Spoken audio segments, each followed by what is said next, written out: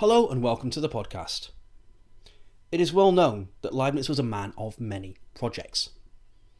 The Catholic demonstrations, the universal characteristic, the encyclopedia, the systemization of the law, the general science. But one project that is far less well known is his Apology for Catholic Truth project from 1685. It was short-lived, probably occupying him for only a couple of months at the very most. Yet in that time, Leibniz produced more than a dozen separate papers for it. Some of these have been published only in the last few decades, while others haven't been published at all as yet. In the new edition of Leibniz's philosophical papers, all the texts from this project are brought together, in full, for the first time. In this episode, we'll see how these manuscripts connect to form a single project, and we'll explore some of its themes. In other words, we'll be reassembling Leibniz. Let's start with this manuscript from a text entitled The Authority of the Church. On the right-hand side, you see a fairly typical Leibniz manuscript, full of crossings out.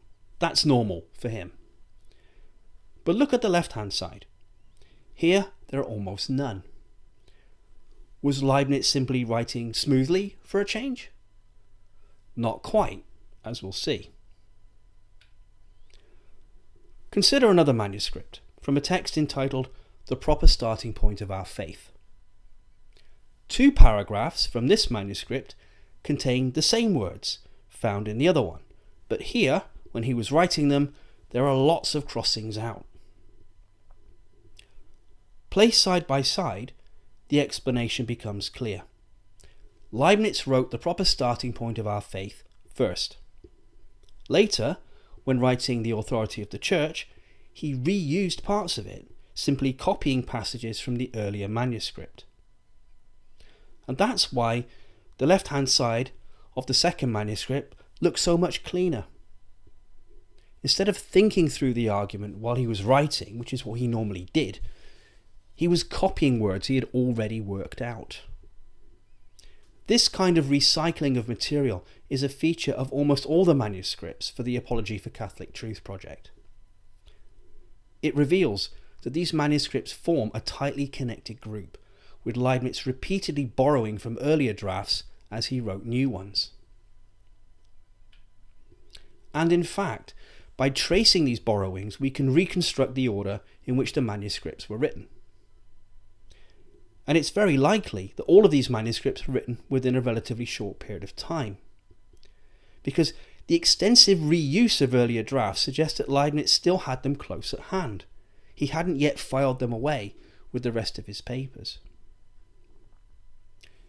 In total, we have 16 manuscripts, and they are distinct texts, but clearly related in content and composition.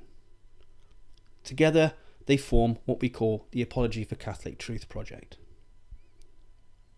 Interestingly, the very first paper, the one that launches the project, has never been published.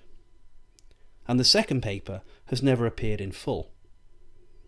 Both are included in full in the new edition of Leibniz's philosophical papers, along with the rest of the writings from this project. Now, despite the number of drafts, the project was never completed, and none of the texts can be considered ready for publication, even though Leibniz indicates in some of those texts that that is precisely what he wanted to do. Several of the texts remain unfinished. Some of them break off mid-sentence, others end without addressing all the topics Leibniz intended to cover.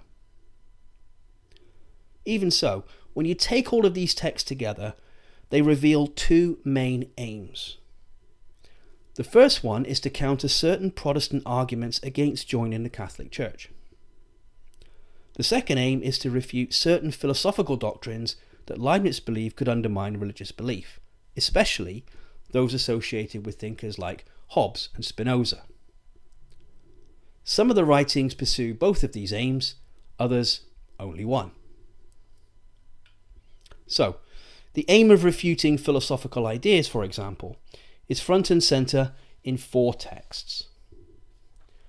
Rationale of the Catholic Faith criticises heterodox notions of God advanced by the Socinians. Discussion about an apology for Catholic truth addresses what Leibniz calls the worst opinions, which he identifies as those of Spinoza.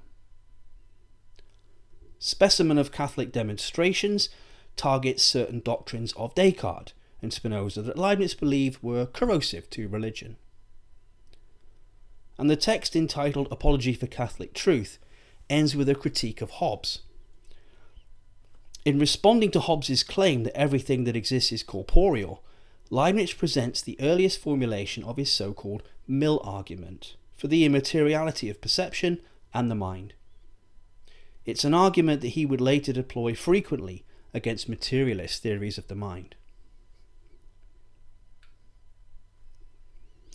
The project's other main aim was to address Protestant objections to conversion. In several manuscripts, Leibniz identifies two objections. First, the perceived abuses of the Catholic Church, and by that he likely means the worship or adoration of saints, images and relics. The second is the Church's demand that members accept all its dogmas, anathematize dissenters and condemn views that Protestants sincerely believe to be true. What makes this project especially striking is that in many of the texts, Leibniz writes in the guise of a Catholic, attempting to persuade reluctant Protestants, or at least those who are troubled by precisely those objections.